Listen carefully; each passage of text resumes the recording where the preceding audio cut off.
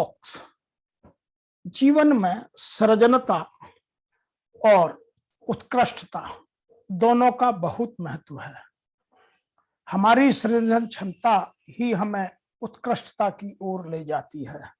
यह बात सदैव ध्यान रखने की है।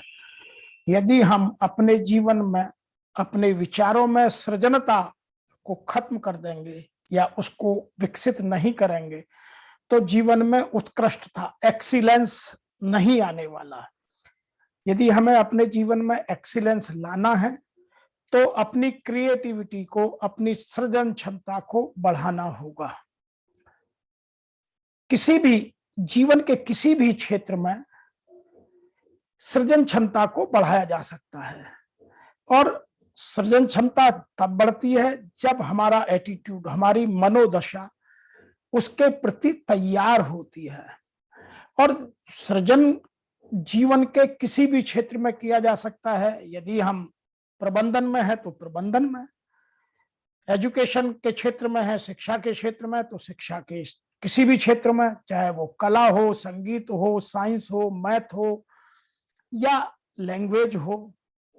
यदि हम सर्विस इंडस्ट्री में है तो जो मेरी सर्विस क्लास है मैं उसमें कहीं भी नूतनता का, सृजनता का प्रवेश कर सकता हूं।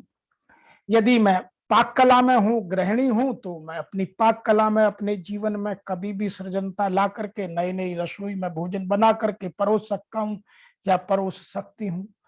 तो एक्सीलेंस या उत्कृष्टता लाने के लिए एक सृजनता, क्रिएटिविटी का भाव होना आवश्यक है। आइए इसी को धीरे धीरे समझते हैं। कुछ कोट मैं आपको सुनाता हूं। सबसे पहला कोट है कि सृजनता एक डेस्टिनेशन नहीं है, वह एक यात्रा है, धीरे धीरे चलती है। The pursuit of excellence is a journey, not a destination. Number 2, excellence is not being the best, it is doing the best।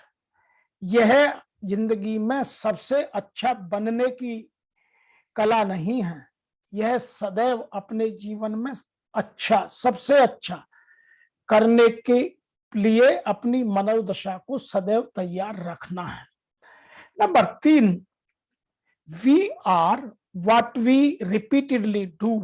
Excellence therefore is not an act but a habit।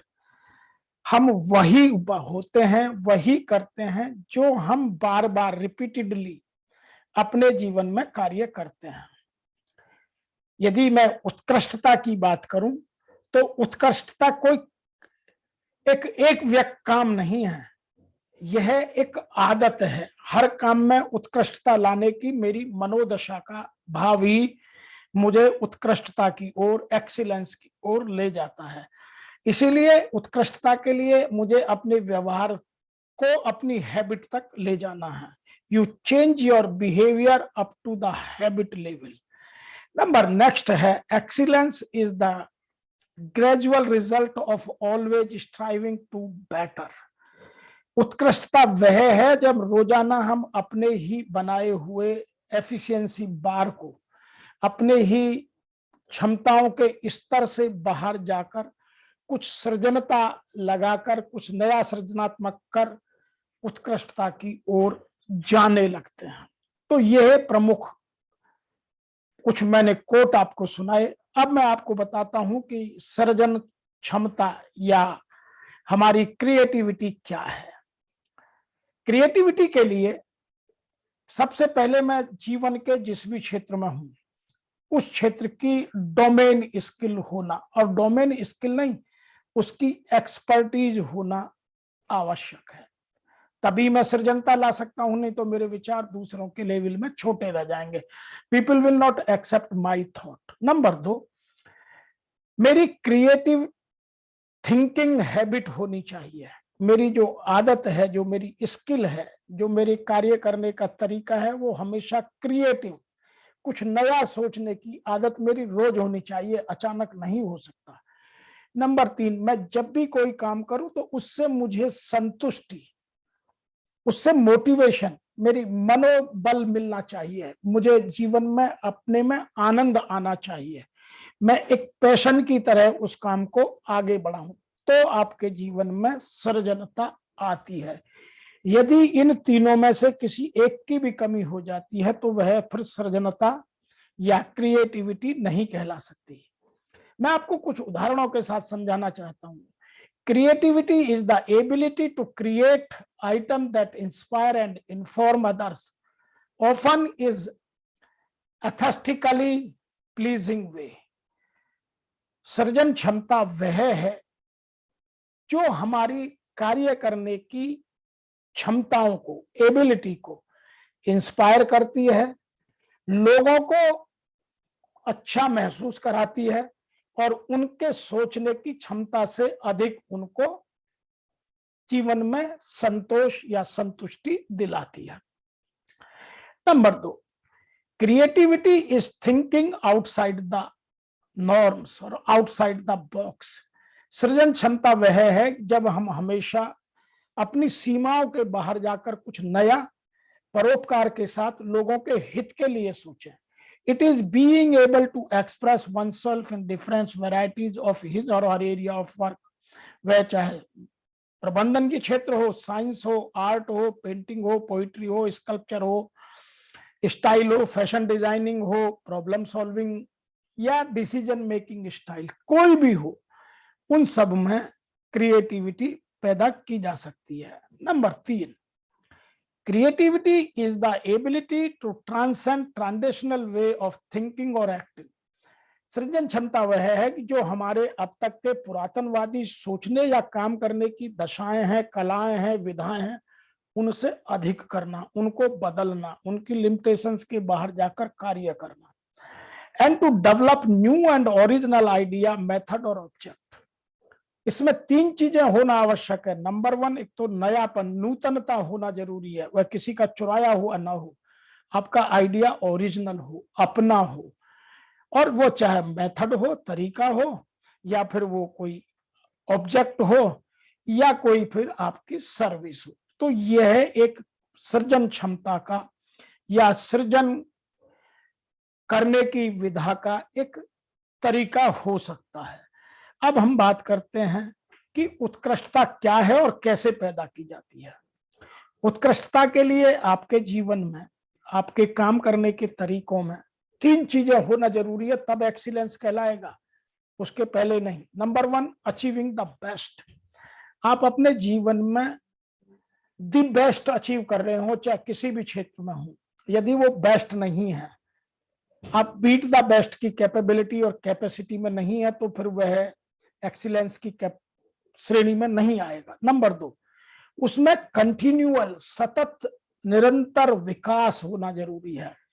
आप देख रहे होंगे आज mobile में या IT technology में, artificial intelligence में इतनी तेजी से विकास हो रहा है, रोज नई चीजें आ रही हैं। आप देखेंगे जो गाड़ियां 2000 में थी, आज उनका स्तर क्या हो गया। आज मोबाइल 6 महीने में बदल जाता है। जीवन में बहुत सारी, हमारे मैनेजमेंट के बहुत सारे सब्जेक्ट पुराने हो गए हैं।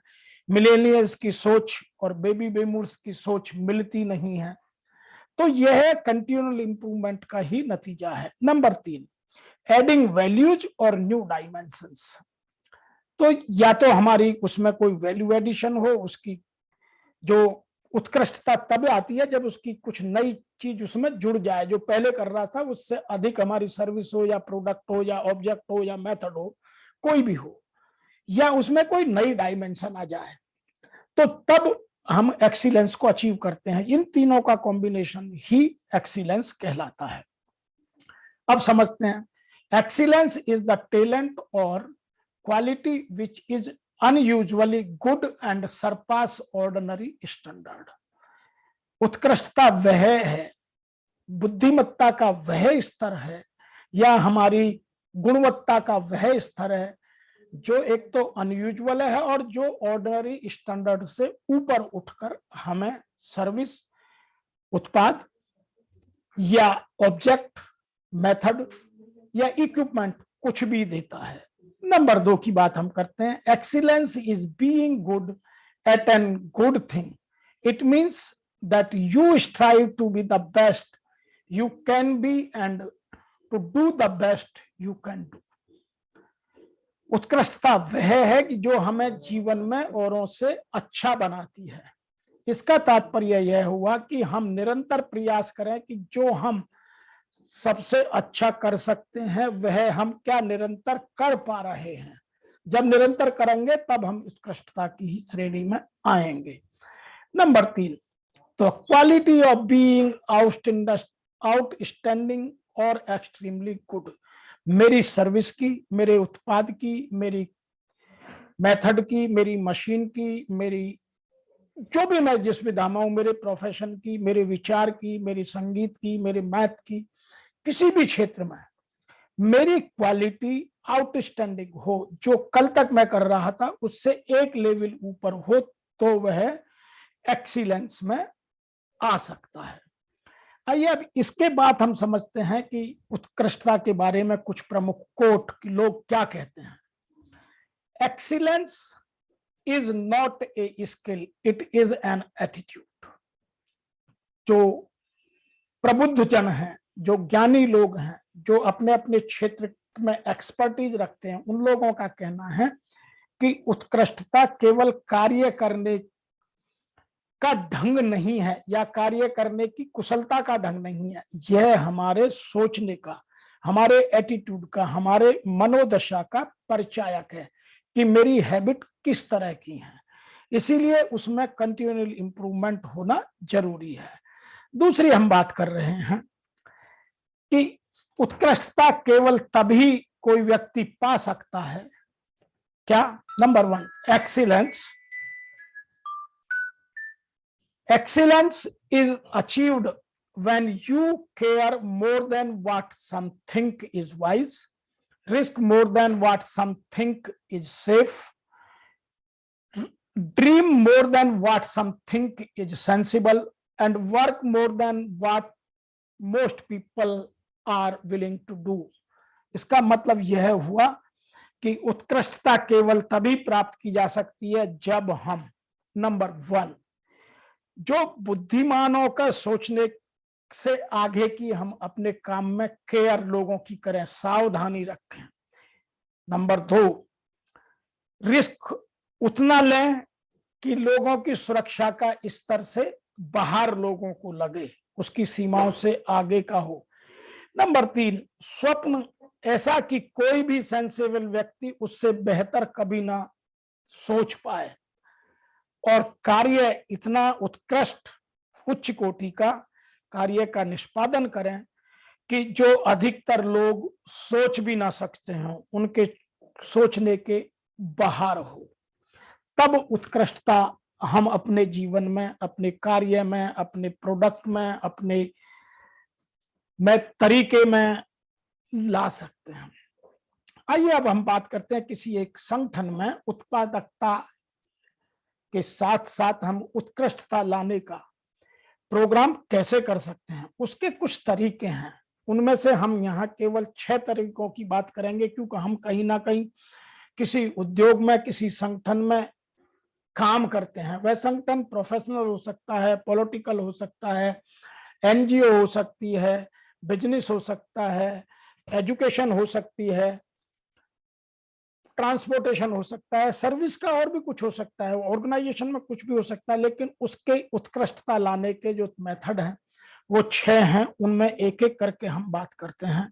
नंबर 1 बात करते हैं प्लानिंग, कि हमारी योजना कैसी हो। नंबर 1, हम जो भी करें वो हमारी पर्सनल प्रायोरिटीज में हो, तब उत्कृष्टता आएगी। यदि हमारी प्रायोरिटी के बाहर है तो हमारी इंटरेस्ट नहीं आएगा। Number 2, does your vision for the business support priorities. आपका जो विजन है, आपकी जो दूरदृष्टि है, क्या आपकी प्रायोरिटी को सपोर्ट करता है, यह आपकी प्लानिंग में आना जरूरी है। Number 3, what are your top 3 की प्रायोरिटीज। यदि उनमें आता है टॉप की 3 प्रायोरिटीज में, तो आपकी प्लानिंग परफेक्ट है। अन्यथा यदि वो टॉप 3 प्रायोरिटीज में नहीं आता तो फिर एक्सीलेंस में नहीं जा सकता। दूसरा एरिया की हम बात करते हैं positions.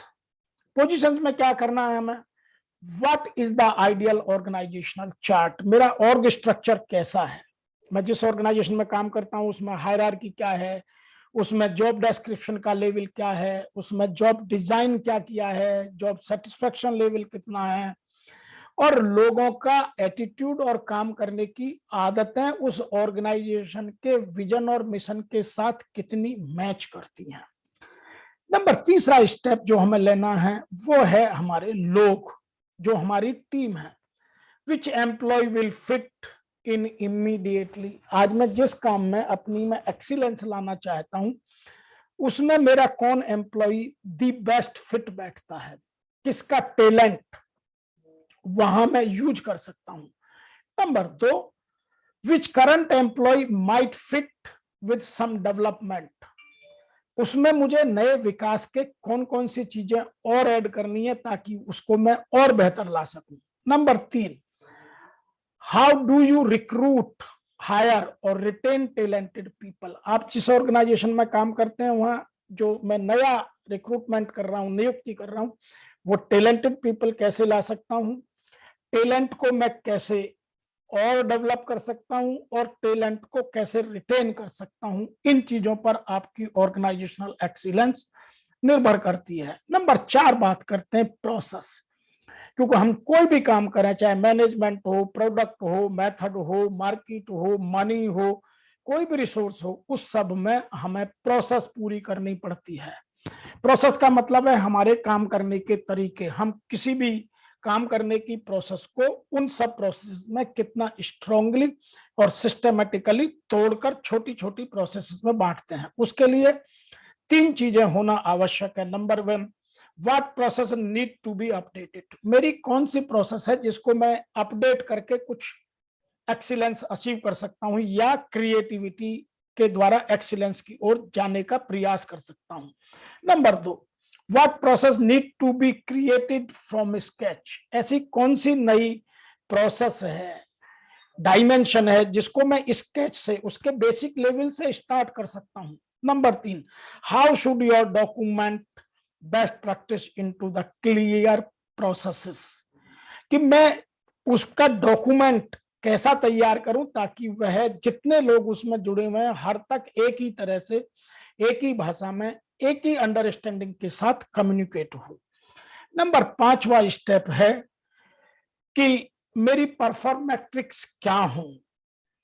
Number 1, what kind of tracking reports, मेरी ट्रैकिंग रिपोर्ट, उसका रिव्यू का मेथड क्या हो, मैं उस किस डैशबोर्ड पर उस यूज करूं और किसको दर्शाऊं। Number 2, how should you build performance matrix into the specific job descriptions, कि मैं जब भी कोई जॉब डिस्क्रिप्शन जिस पोजीशन का भी डिजाइन करता हूं उसमें यह मेरी परफॉर्मेंस की मैट्रिक्स कहां कैसे फिट कर सकता हूं और उसमें भी एक्सीलेंस लाने के लिए किन किन चीजों को मैं और ऐड कर सकता हूं।